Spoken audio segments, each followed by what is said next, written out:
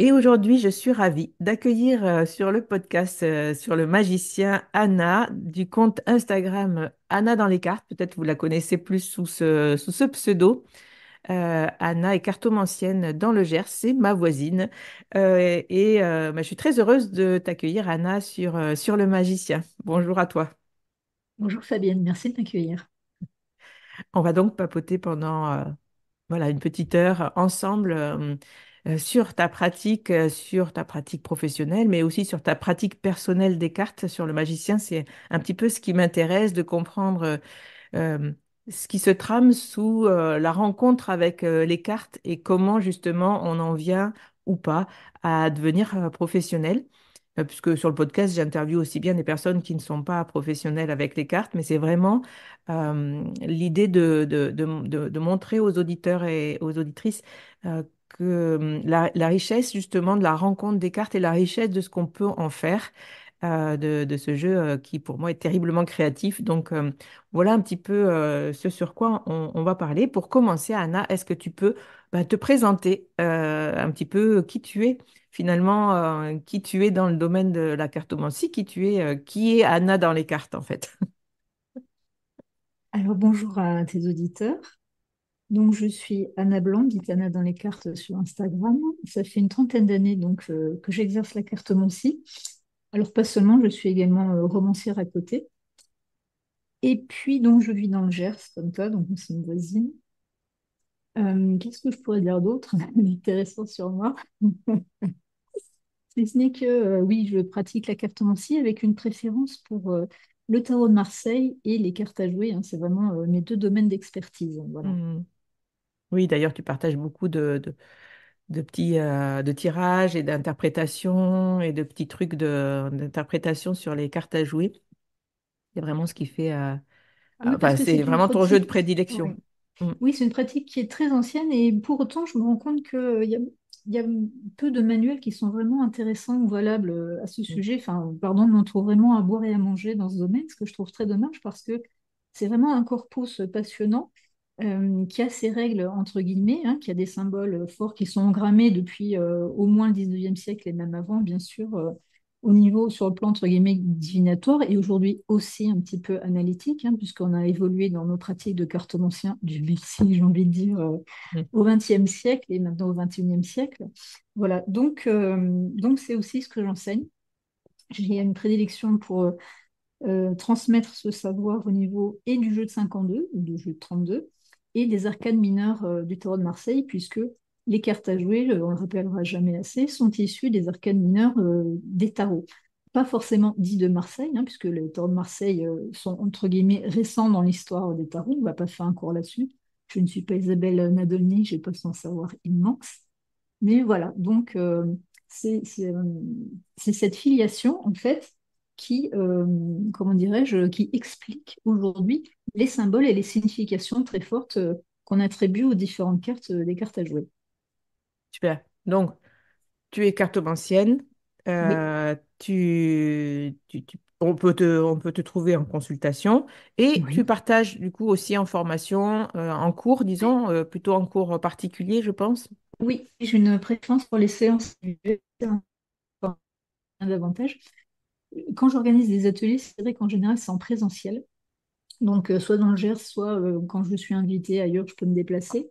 Mais enfin, c'est une bonne chose que tu en parles parce que je vais mettre en place des séances collectives, entre guillemets, par petits groupes, probablement en visio, parce qu'on me l'a souvent demandé. Alors, je vais essayer de m'y intéresser, évidemment, je vais m'adapter à Ouais. la demande, bien sûr. Je vais essayer d'être un peu plus moderne à ce niveau, de ce sujet. Mais oui, je préfère les séances individuelles.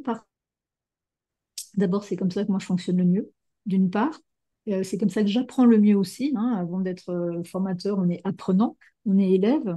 Et c'est vrai que quand j'ai démarré la cartomancie, donc son apprentissage, j'ai appris avec un cartomancien au départ et vraiment alors, dans la tradition la plus pure, c'est-à-dire avec une transmission orale. Donc, j'avais même pas le droit de prendre des notes à l'époque. Ah oui. Moi aussi, je laisse quand même mes élèves prendre des notes, faut pas charrier. Mais vraiment, c'était entre guillemets de maître à élève. C'était une transmission entre guillemets verticale. Il m'expliquait, j'écoutais. Après, quand je quittais le cours, à l'époque, je n'avais pas mon permis de conduire, j'habitais à Toulouse, c'était dans les années 90. Et je me souviens, dans le bus, j'avais évidemment un carnet et un stylo dans le sac. Je le sortais à toute vitesse et je notais tout ce que j'avais appris, tout ce que j'avais entendu pendant le cours. Et voilà, et c'est par ce moyen, je trouve, qu'on apprend bien et qu'on comprend bien aussi ces cartes. Pour faire des bonnes interprétations, en consultation, il faut être très sûr des significations qu'on attribue à ces cartes. Si on doute ou si c'est flottant ou si c'est au petit bonheur la chance, en général, on se plante, on hésite, on a le trac aussi, hein, parce que bon, quand Mm. on est là en face de quelqu'un, on n'a pas la même stabilité, le même confort que quand on tire les cartes pour soi ou entre copains. C'est pas Mm. la même démarche, c'est pas le même confort. Donc, il faut vraiment être sûr de ces cartes, je trouve. Et en plus, j'ajouterais que à partir du moment où on est sûr de son deck, on peut asseoir davantage en plus son intuition et la laisser se déployer en grand. Je suis tout à fait d'accord avec toi sur ce point-là. C'est Super. exactement ce que j'enseigne. Donc, on est d'accord. Bah, bon, je pense que quand on forme des gens, enfin, quand on est habitué à former des gens en direct, parce Oui, que moi, j'ai commencé comme ça aussi, hein, même en direct ici dans le Gers, par mes cours et ateliers. Voilà, on voit bien que l'idée de l'intuition en premier, c'est pas une bonne idée. du tout. Parce qu'on est subjectif déjà et d'une, parce que l'intuition et l'imagination sont quand même très sœurs. Enfin, moi qui suis aussi romancière, je sais très bien que ça part du même endroit. Mm, Donc, bien sûr que pouvoir projeter sur un support extérieur plutôt que de faire de la voyance pure, c'est justement aussi pour s'aider entre guillemets, à faire le tri. Alors, tout ça, évidemment, n'est pas scientifique. Évidemment, on est dans l'ésotérisme, dans le psycho, ce qu'on veut, selon les croyances que l'on embrasse. Mais le fait est qu'on a vraiment, comme je dis toujours à mes élèves en riant, enfin en plaisantant, quand on donne, entre guillemets, à manger du miam-miam à la zone du cerveau qui a besoin de rationalité, entre guillemets, à partir du moment où il est, comment dirais-je, rassuré? rassuré et puis limite rassasié par le savoir qu'on lui donne, Mm, bim, à ce moment-là, la partie plus intuitive, créative, mm, peut, sur cette assise et cette autorisation, entre guillemets, ce deal, mm. peut partir voluptueusement vers la poésie, l'intuition et tout ce qu'elle veut. Voilà. Voilà un conseil qu'on peut donner à nos auditeurs. Choisissez un jeu, connaissez-le bien, pratiquez beaucoup avec, pratiquez Oui. énormément et pour pouvoir être enfin, OK avec le fait de vous tourner la carte, vous devez savoir de suite, votre cerveau doit être OK avec le fait que, ben oui, c'est ça, quoi. Absolument, absolument. Et j'ajouterais même, quand vous vous entraînez, ne prenez entre guillemets qu'une version d'un jeu. C'est-à-dire qu'il y a pléthore Oui. de Tarot de Marseille, encore plus par exemple de Petit Lenormand. Mm. Gardez toujours le même quand vous vous entraînez. Oui. Après, si vous avez envie de vous faire plaisir, vous pouvez, comme une paire de chaussures, une paire de sacs à main, vous dire, tiens, aujourd'hui, je Mm. vais plutôt prendre le Cartamundi ou le tarot de Marseille, Jean Noblet, machin, si vous voulez. Mais quand vous êtes vraiment dans l'étude du jeu, gardez toujours le même parce que vos yeux, votre regard s'imprègne, alors on peut dire des énergies, en tout cas aussi des détails de l'image qui est proposée. Mm. Et cette familiarité, cette reconnaissance immédiate permet aussi de rapidement se rappeler des significations de la carte et Mm. de déployer plus facilement son intuition dessus Mm. aussi. Mm. Oui, oui. On rappelle que ça, c'est dans le cadre effectivement aussi d'une consultation avec la personne en face, qui est normalement le fait. Enfin, moi, je ne consulte que avec la personne en face de moi, et je pense Oui. que voilà, là, ça doit être vraiment rapide. On ne doit pas, effectivement, comme tu dis, hésiter, chercher, parce que là, c'est mort. Après, le cerveau se met en route et se dit, ah, mais pourquoi? Et Ah pourquoi? Est-ce oui, que tu es dès sûr que qu'on c'est bien commence à ça? analyser et suranalyser, c'est mort. Voilà.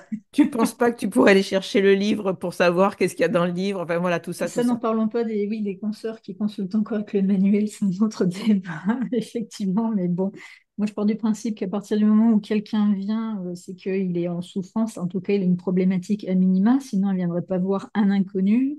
Il ne viendrait pas considérer, comme pour un psy, qu'on a un supposé savoir Mm. que lui n'a pas sur lui-même. Et en plus, il fait la démarche de payer une somme conséquente. Donc, quand même, restons professionnels et maîtrisons nos outils. Enfin, alors, ok, on n'est pas des plombiers, mais c'est pas de l'artisanat, mais c'est un art qu'il faut maîtriser quand même. Il faut être professionnel. Je suis d'accord. Mais on a un petit peu dévié, ça c'est Oui. le truc des interviews sur le magicien. Et on a un peu dévié de la trame de l'interview parce que au départ, j'aimerais savoir en fait, Anna, comment toi tu as découvert les cartes. Voilà, quelle est ta rencontre avec les cartes et à quel moment tu te dis waouh, j'ai un truc là, j'ai envie d'explorer, j'ai envie d'y aller. Dis-nous Alors, tout. ça ne s'est pas fait spontanément et ça s'est fait, comme je le dis souvent, ça s'est fait à reculons pendant longtemps, parce que je ne voulais pas être cartomancienne. Ça me fait penser aux acteurs célèbres qui disent je ne voulais pas être acteur. On a envie à chaque fois de leur répondre bah, pourquoi tu l'as fait? Il fallait pas y aller. Mais non, au départ, alors quand j'étais jeune dans mon enfance, les cartes, on y jouait très peu et c'était vraiment juste du play, du game. C'était absolument Mhm, pas intuitif ou ce genre de choses. Il n'y avait aucune ambiance ésotérique. Et c'était même l'inverse, c'était vraiment une famille au contraire où il fallait être intelligent, cultivé, à la limite de l'élitisme, vraiment. Il y avait une demande de performance intellectuelle pour tout le monde.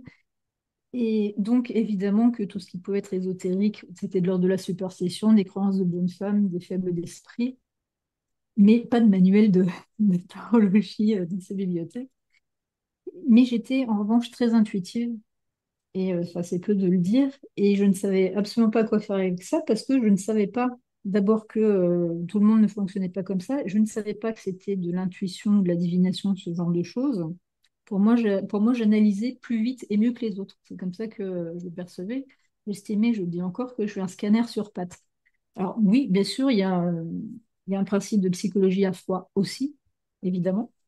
Mais bon, je pensais que c'était juste ça, quoi. Et puis non, après, je me suis rendu compte que ce que je faisais, ça pouvait ressembler, entre guillemets, à des prédictions.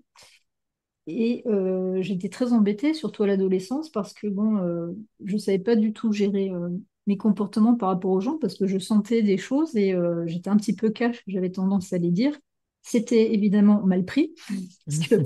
quelque part, c'était entre guillemets, de la voyance ou d'analyse imposée, quoi, à quelqu'un qui n'avait rien demandé. C'est très désagréable, il ne faut pas faire ça. Non, C'est éthique. Mais bon, à l'époque, je ne savais pas. ouais. Bref, et tout ça sans fréquenter de voyants.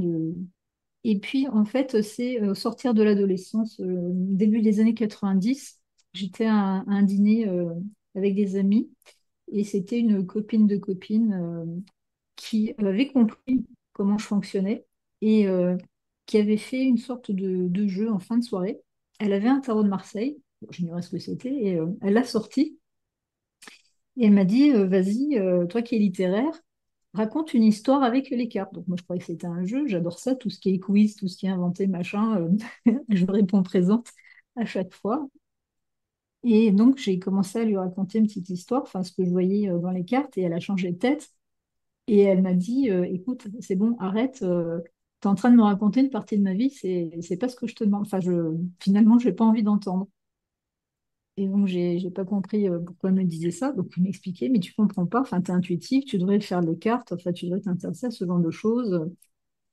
Ce que j'ai très mal pris, j'étais vexée comme un fou parce que pour moi, c'était une insulte, vu que c'était enfin, c'était vraiment pas une bonne chose, quoi. C'était vraiment très mal vu dans ma famille. Et donc, moi aussi, forcément, je ne voyais pas ça d'un bon œil du tout. Cela dit, elle avait quand même semé une graine. Et donc, j'ai fini par les voir à quoi ça ressemblait tout ça. Donc, je suis rentrée dans une librairie ésotérique. C'était à Toulouse à l'époque où j'habitais. Et donc, voilà, j'ai pu bien sûr acheter un tarot de Marseille, acheter un livre et puis commencer à apprendre, à découvrir, etc. Et après, en avant Guingamp, comme on dit. Mm. Donc, tu as commencé ta pratique par un tarot de Marseille. J'ai commencé ma pratique par un tarot de Marseille. Alors, oui, par un tarot de Marseille.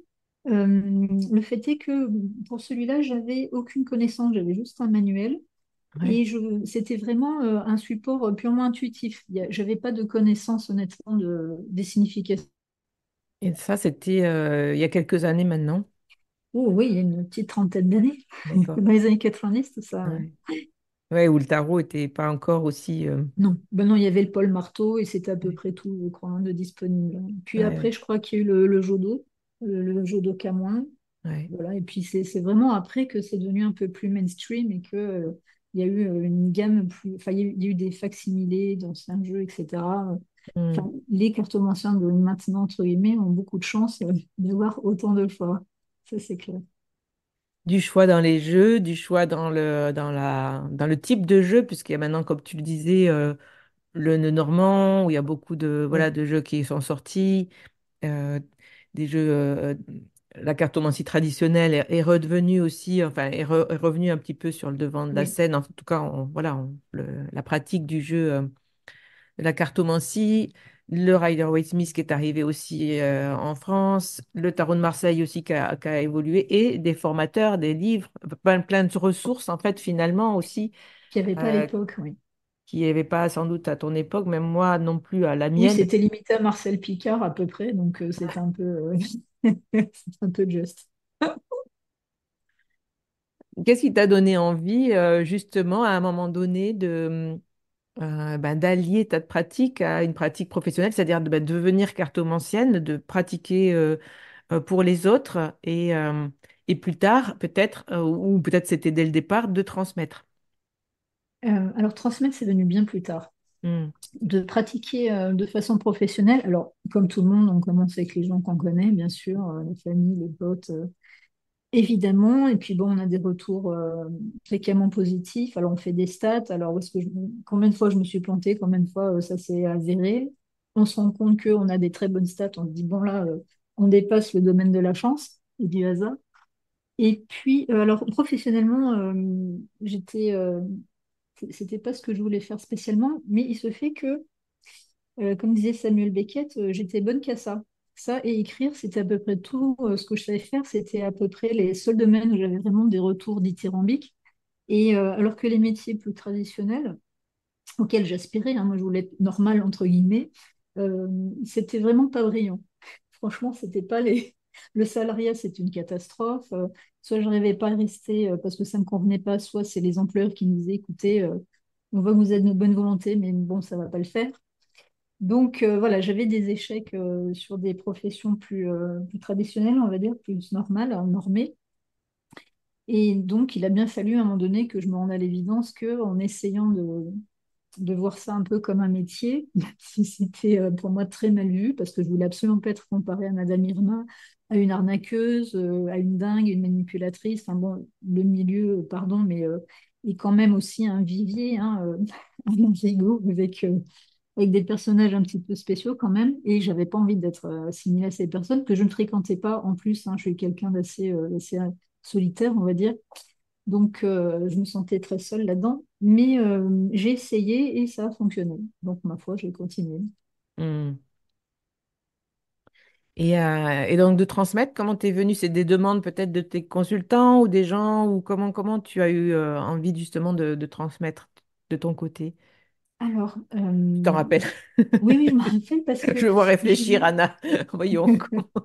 j'ai mis, parce que j'ai mis du temps à comprendre que je pouvais apporter quelque chose. C'est-à-dire que je partais du principe qu'il y avait forcément des praticiens qui étaient légitimes pour transmettre leur savoir, qui pratiquaient depuis des années, qui avaient étudié, fait des recherches, etc., qui étaient bons pédagogues, et c'est important aussi. On Hmm. peut être bon praticien et une brêle pour transmettre son savoir, et réciproquement, en savoir un petit peu moins, et par contre être très à l'aise pour expliquer à ses élèves. Donc, je me suis sentie légitime vraiment avec le temps. Alors peut-être en prenant la bouteille aussi en âge, hein, Hmm. en devenant un petit peu moins jeune, probablement. Et puis, en me rendant compte que comment dirais-je, ce qui était proposé, entre guillemets, sur le marché de la cartomancie ne me satisfaisait pas tout le temps. Je me suis dit, mais c'est vrai que les formations qui sont proposées ou ce qui est écrit dans les manuels, soit c'est un peu léger, soit c'est sujet à caution. Enfin, je me disais, ça manque de mâche, ça manque de corps, et puis ça manque aussi de corpus. C'est un clavier d'interprétation, c'est une langue avec une grammaire et un vocabulaire, hein, la cartomancie. Et ça, c'était pas assez montré, parce que quand on se retrouve avec un manuel avec des mots-clés, enfin, à moins d'être hypermnésique, On ne peut pas tout mémoriser. Et c'est d'ailleurs pour ça d'ailleurs que beaucoup de taromanciens n'utilisent que les 22 majeurs. Les 56 mineurs, pour eux, c'est trop compliqué. Or, quand on revient à la racine de la signification des cartes, quand on comprend le pourquoi elles expriment telle signification, à ce moment-là, on les apprend, on les retient davantage. Et là, je me suis dit, bon, c'est pas possible, il va falloir que je m'y colle voilà, et que je transmette à mon tour ma façon de voir les cartes.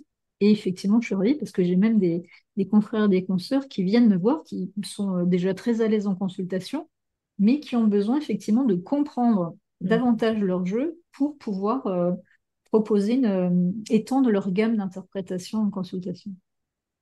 Ok, super. Et t'as jamais eu l'idée comme ça qui vient de me traverser l'esprit, puisque tu écris et que tu es aussi cartomancienne, est-ce que écrire un livre justement sur la cartomancie, ça t'est déjà venu? Peut-être qu'il existe déjà dans ta tête ou même qu'il est là et qu'il n'a pas été édité. Est-ce qu'il y a...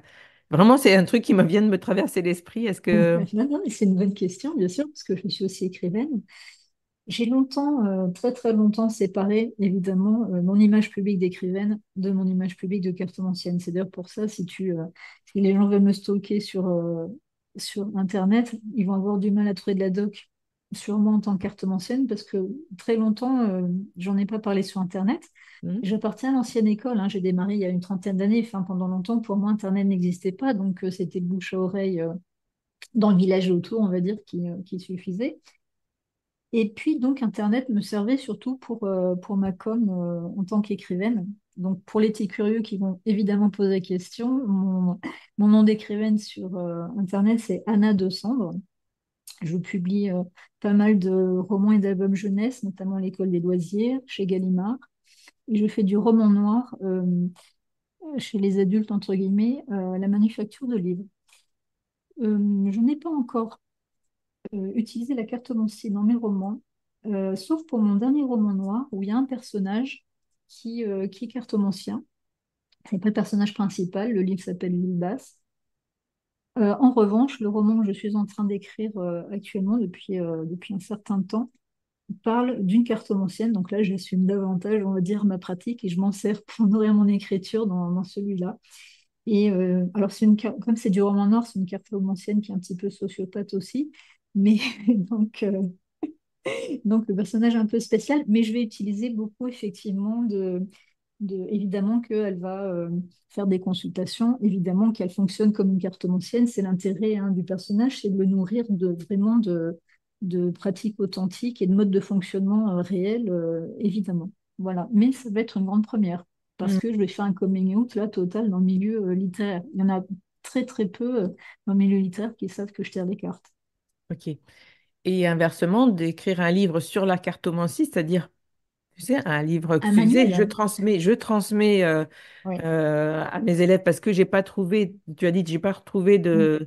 enfin, ce qui existe sur la cartomancie traditionnelle dans les supports écrits finalement, et même de formation, je pense, il n'y a pas grand-chose. Et est-ce que du coup, ben, est-ce que est-ce que tu remplirais pas cet endroit-là? Est-ce que tu as envie justement, alors c'est pas du tout obligé, hein, mais est-ce que tu as envie, toi, d'écrire Oui, un je suis manuel en train. support?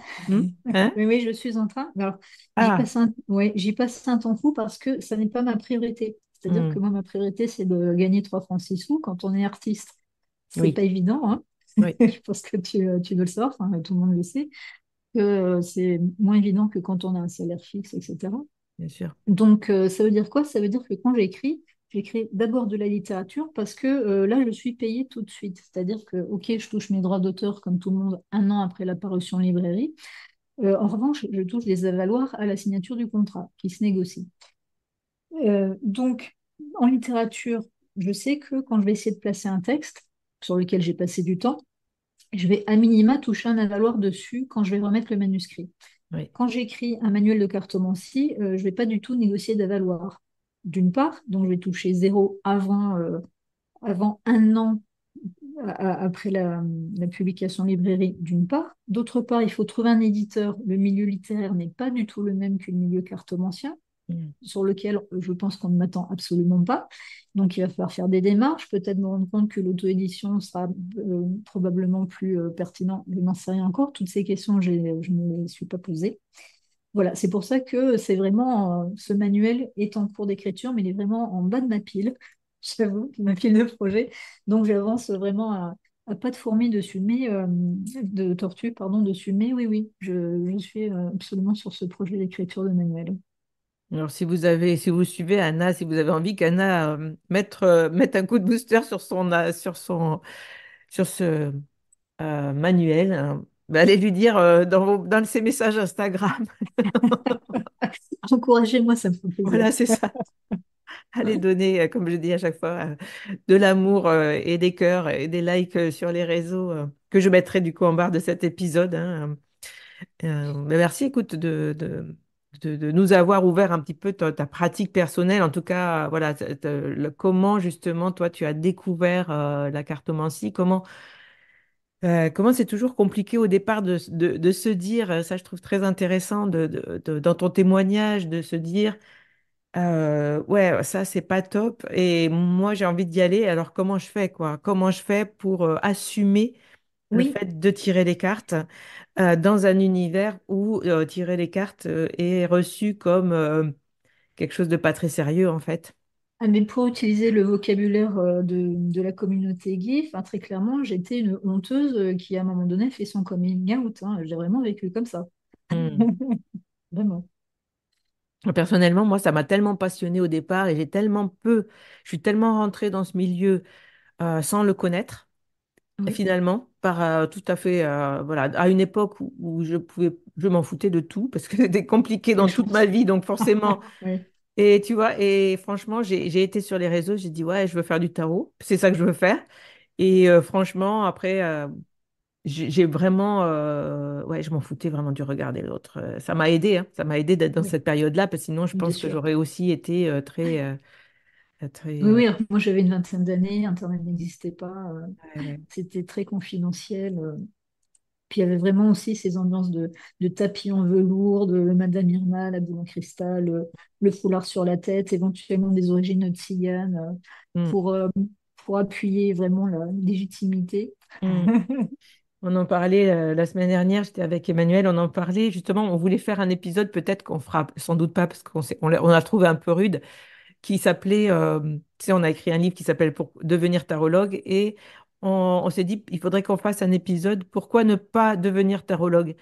Parce que justement, tu vois, Quelle bonne idée. voilà, d'être dans un secteur très restreint dans lequel on n'est pas pris au sérieux, c'est des fois pas très simple. Oui, c'est très lourd. Et puis, je trouve que enfin, ce projet d'émission, ce serait une bonne idée. Pourquoi ne pas devenir astrologue, pardon, astrologue ou tarologue, peu Oui, importe.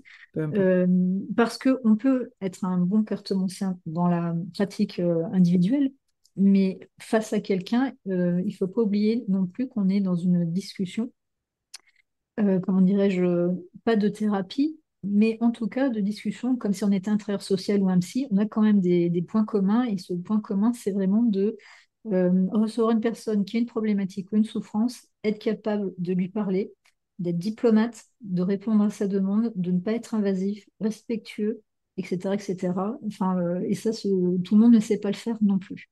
Oui. Il y aurait beaucoup à dire aussi sur la pratique. Mm. Anna, est-ce que tu aurais quelque chose justement à nous partager sur ta pratique personnelle des cartes? C'est-à-dire, bon là, voilà, tu nous as parlé de comment tu avais découvert tes cartes, comment tu travailles, avec quoi ton métier par rapport à ta métier de cartomancienne, mais ta pratique personnelle, en fait, comme si, pour toi-même, euh, voilà, comment tu ressens ça, cette pratique des cartes? Est-ce que tu les utilises déjà toi pour toi? Comment, parce que voilà, Alors, je suis comme les cordonniers mal chaussés, c'est-à-dire que pour moi, j'interroge rarement les cartes pour connaître mon avenir. C'est l'avenir des autres qui m'intéresse plus, peut-être. Donc, c'est vrai que moi, j'ai plutôt un côté, je veux pas savoir. Sauf pour des choses vraiment très ponctuelles, éventuellement pour confirmer ou pour tout ce qui va être de l'ordre du choix, éventuellement pour appuyer un choix, pour voir si c'est une bonne idée ou la bonne période. Mais vraiment, ça reste ponctuel. Je préfère que les autres me sollicitent. En revanche, comme je suis une bosseuse, Je pars du principe que les cartes, c'est comme un instrument de musique et ça se travaille tous les jours. Donc, j'ai toujours à mes élèves, enfin, même les petits génies en musique, les grands compositeurs, Bach et Glenn Gould, etc., ils pratiquaient leur instrument quotidiennement, ils faisaient leur gamme inlassablement tous les jours, quel que soit leur niveau de compétence, de pratique, etc. Donc, je fais à minima une coupe quotidienne. Alors, pas forcément pour savoir comment va se dérouler ma journée. Ça peut être déjà pour ma communauté Insta qui apprécie mon exercice apparemment. Euh, mais c'est aussi pour instantanément pouvoir, comment dirais-je, interpréter, faire parler un duo de cartes, enfin une association de cartes. Parce qu'évidemment, on ne fait pas un tirage avec juste une seule carte, c'est très limité. Si elle n'a pas, entre guillemets, un verbe ou un complément d'objet direct à côté, elle est toute seule, elle ne parle pas suffisamment d'elle-même. Évidemment, elle a une énergie, une essence, mais c'est très limité, bien sûr. Donc, le but du jeu, c'est de savoir, comment dirais-je, former une phrase avec à minima deux, trois cartes, plus bien sûr. Et ça, c'est les gammes. C'est exactement comme pour les instruments de musique. C'est vraiment ce travail-là que je fais quotidiennement. Ouais. Ok. Et donc, quand tu dis je veux pas savoir l'avenir, ce qui veut dire que quand tu tires les cartes, c'est vraiment dans le but de pratiquer de la voyance, en tout cas tu vois, quand les gens viennent te consulter, c'est vraiment pour connaître, bien sûr, en général, hein, on a une question qui se projette dans Oui, l'avenir si bien on va sûr. consulter la cartomancien. Et comment toi comment tu gères ça, cette pratique justement de voyance? Est-ce que Alors, c'est là que pour moi, c'est tout un art, la cartomancie, Mhm. parce que, en fait, c'est un mélange d'analytique. Alors, c'est vrai, je ne dis pas psychotarot ou guidance psychologique, parce que pour moi, c'est vraiment deux disciplines à part. Vu que j'ai pratiqué les deux, je peux faire la différence. Puis, on n'est pas psy, on est cartomancien, on fait pas une cure analytique. En revanche, on analyse quand même une situation, des émotions, on aide les gens à faire des choix ou à se rassurer ou à mieux voir ce qu'ils vivent, quels sont leurs écueils, leurs faiblesses ou leurs points forts. Bien sûr que ça entre en jeu. Donc, moi, ce qui m'intéresse, c'est l'autonomie. J'aime bien que les gens se débrouillent tout seuls, comme des grands, parce que c'est mon mode de fonctionnement pour moi aussi, comme ça que j'élève ma fille également. Et donc, je sais que c'est une chose qui est quand même profitable pour tout le monde. Donc, en consultation, ce qui m'intéresse, c'est que les personnes aient un maximum de choix et d'autodétermination. Bien sûr que dans la vie, c'est pas toujours le cas, parce que ça dépend, on est déjà prédestiné socialement, j'ai envie de dire, par le lieu où on est, l'époque où on est, le genre qu'on a, est-ce qu'on va avoir de l'argent ou pas, une bonne santé ou pas. Enfin, tout ça fait que déjà, on a quand même une sorte de prédestination, bien sûr. Donc, pour moi, l'écartement-ci, c'est vraiment godiller entre le prédictif et une sorte de libre arbitre qu'on peut garder, parce Mhm. qu'à un moment donné, ben, de dire on est tous majeurs et vaccinés, hein, et le principe, c'est de s'assumer, d'être responsable de ses choix, donc de choisir. Et cette part de libre arbitre, alors à laquelle on accorde un peu trop d'importance aussi, je trouve, au XXIe siècle, et qui fait beaucoup souffrir les gens quand ils s'aperçoivent qu'en fait, ben, non, ils n'arrivent pas à avoir une vie de rêve avec un amant ou une maîtresse merveilleux, beaucoup d'argent. Enfin, si c'était aussi facile que ça, le libre arbitre, s'il était autant total, on serait tous très heureux, bien accompagnés, épanouis, etc. Évidemment, c'est plus compliqué que ça. Et il y a aussi une part alors que je n'explique pas, mais effectivement, de prédictif. Il y a des choses qui vont arriver, quoi que le consultant puisse faire. Il va se prendre une tuile ou un hasard heureux sur le coin du nez qu'il n'avait pas appréhendé. Et donc, cette part magique que je n'explique pas, j'en tiens compte aussi, bien sûr. Et Mhm. le but du jeu, c'est de voir avec le consultant si ça l'intéresse ou pas d'aller vers ce qui semble l'attendre et lui proposer ce qui peut être possible pour précipiter, favoriser, on va dire, ce qu'il attend si ça lui plaît, ou au contraire, soit le contourner, soit si c'est pas possible, y être préparé et éviter de trop se casser la figure au moment où ça va se produire. Voilà. Ok. Ok, donc tu utilises, on va dire prédiction, hein, que Oui, tu peux voir dans ton tirage. Oui, pour prévenir ton consultant, en fait. oui, C'est ça, et de travailler avec lui oui. la suite de l'événement. Et donc, comme un warning, en fait, un truc Oui, c'est ça. qui va venir. C'est de la prévention pour moi, oui.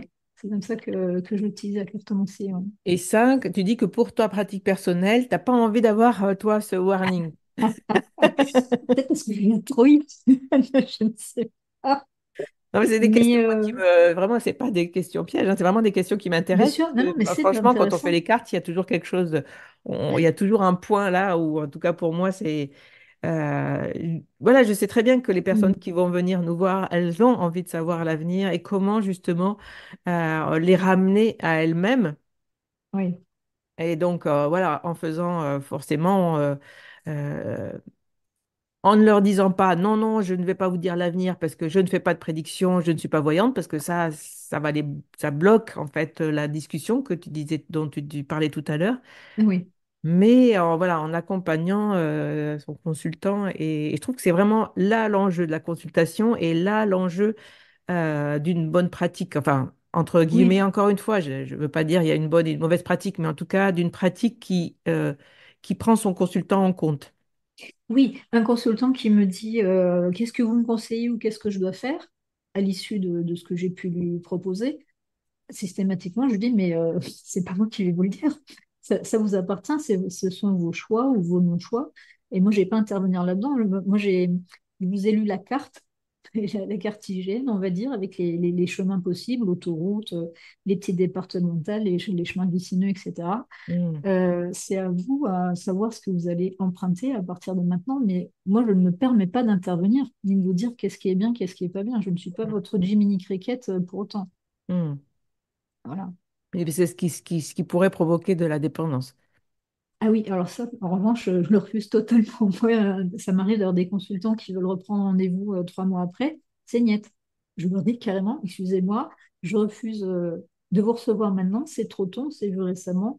Attendez encore quelques mois, bon, Mm. sauf événement, bien sûr, il peut y avoir des cas de force majeure. Enfin, entre guillemets, je ne parle pas d'urgence, hein, ça n'existe pas encore, aussi l'urgence. L'urgence, c'est à l'hôpital, Oui, éventuellement, mais voilà, la cartomancie n'est pas indispensable. Quand je dis urgence, c'est si vraiment il y a des périodes de leur vie avec des grands changements, avec des dates butoirs où il faut qu'ils fassent un choix assez rapidement, entre guillemets, pour une inscription avec une date butoir ou que sais-je, par exemple. Là, effectivement, ok, je peux les voir plus tôt, entre guillemets, mais sinon, 1 à 2 consultations dans l'année, c'est largement suffisant, me semble-t-il. très bien. Anna, on va se diriger. Merci pour, voilà, pour tout ce partage autour de la cartomancie. C'est toujours un sujet intéressant à creuser. Enfin, moi, j'aime beaucoup interroger mes confrères, consoeurs dans leur pratique, justement, pour montrer la diversité des points de vue, de la pratique, des jeux qu'on peut utiliser. Donc toi, tu es professionnel de la cartomancie. Est-ce que tu aurais quelque chose à nous partager, justement, ou à partager aux auditeurs en lien, justement, avec ta pratique? Un petit tips, hein, quelque chose. Oui, un petit tuto, un petit tips. Alors, j'avais pensé au tirage et puis en fait, il y a pléthore de choix, donc c'est pas la peine d'en ajouter. En revanche, je vais donner un petit conseil sur la pratique en consultation, amateur ou professionnel, peu importe. C'est au moment où on tire les cartes. C'est très important, me semble-t-il, de correctement procéder à son tirage. Et pour ça, il y a quand même certaines conditions, on va dire, qui doivent être là systématiquement.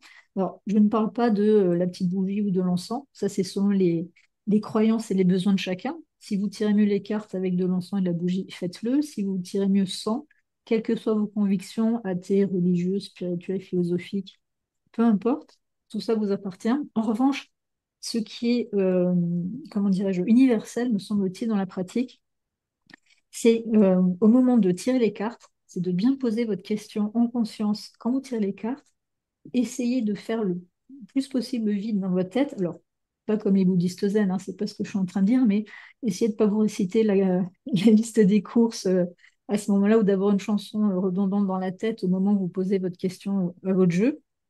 Posez bien votre question pendant que vous battez les cartes et choisissez en même temps quelle va être votre convention de tirage. Est-ce que ça va être un tirage en croix, une celtique, un tirage en ligne, peu importe. Pourquoi je dis ça? Parce que tout se joue pendant que vous battez les cartes, évidemment. Alors, qu'est-ce qui se joue? Je ne sais pas, mais il se passe quelque chose, entre guillemets, de magique à ce moment-là, enfin, en tout cas, qu'on n'arrive pas à définir scientifiquement, rationnellement. Pourquoi je vous dis ça? Parce que vous pouvez changer d'avis pendant que vous battez les cartes. Il se peut qu'à un moment donné, vous vous disiez, ah mais non, c'est pas cette question que je veux demander, ou vous vous disiez, ah mais non, c'est pas un tirage en croix qu'il faut que je fasse, là, c'est plutôt une celtique ou un tirage en ligne. Si c'est le cas, ça arrive, moi ça m'arrive encore, arrêtez de battre les cartes et recommencez, reposez les questions et reconcentrez-vous sur le choix de tirage que vous avez fait en battant les cartes. Parce que si vous ne le faites pas, si vous vous dites, bon, tant pis, et si vous distribuez vos cartes devant vous avec cette confusion, ce changement d'avis, ce ne sont pas les bonnes cartes qui vont sortir. Ça s'arrête jamais. Donc voilà, soyez très vigilants avec ça. N'hésitez pas à recommencer, même si ça prend un peu plus de temps. Il faut vraiment que vous soyez très clean par rapport à votre choix de tirage et votre question pendant que vous battez les cartes, parce que c'est là que tout se joue. Mm. Est-ce que, merci beaucoup de ce partage, très très juste. Avec Est-ce que plaisir. quand tu, justement, est-ce que quand tu bats les cartes, donc en te concentrant sur ta question, qui est quand même vraiment la base, effectivement, est-ce que tu te répètes la question à voix haute? Est-ce que ça t'arrive tu vois, de dire ta question à voix haute en battant les cartes? Parce que ça, c'est une Oui, ça pratique que m'arrive. j'ai. Mm. Oui, ça m'arrive. Ça dépend comment je me sens ce jour-là ou avec telle personne. Mm. Là, je pense que c'est vraiment une question d'émotionnel qui se joue. C'est-à-dire que si on est vraiment très détendu, très à l'aise, entre guillemets, on peut mentaliser sans forcément vocaliser. Mm. Et puis, il peut y avoir des moments où l'enjeu peut sembler important, où on est un peu moins à l'aise par rapport au consultant, parce que le trac, parce que sais-je. Et là, à ce moment-là, effectivement, ça peut ne pas faire de mal de poser la question à voix haute ou de prononcer le prénom du consultant à voix haute. Ce Mm. sont des aides, en fait, qui peuvent appuyer pour permettre de sortir les bonnes cartes au bon moment. C'est cette Mm. synchronicité qu'il faut vraiment bien travailler et il faut vraiment en prendre soin. Merci beaucoup, Anna. Merci beaucoup pour ce partage. Ben, c'est important parce qu'il y a beaucoup de questions, on rencontre hein, quand on fait, voilà, quand je partage moi énormément, je reçois beaucoup de questions. Et souvent, c'est des questions de base qu'on a pu se poser aussi quand on a commencé la pratique. Et beaucoup de gens arrivent justement, beaucoup de personnes arrivent dans la pratique du tarot, des cartes, et ont besoin de ce genre d'exemples, de ce genre de témoignages, justement. Ben voilà, faites ça et ça sera pas ça, ça se passera mieux parce que voilà. Et donc, je te remercie en tout cas de ce partage. Mais merci à toi Et pour ton accueil.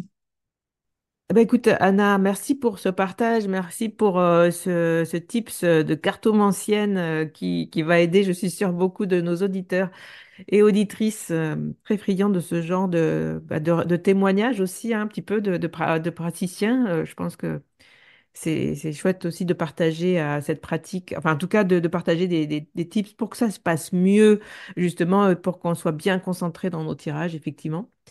Merci pour ça. Donc, je le rappelle que tu seras présente au Tarot Festival cette année avec un atelier sur la cartomancie traditionnelle et notamment sur les enseignes.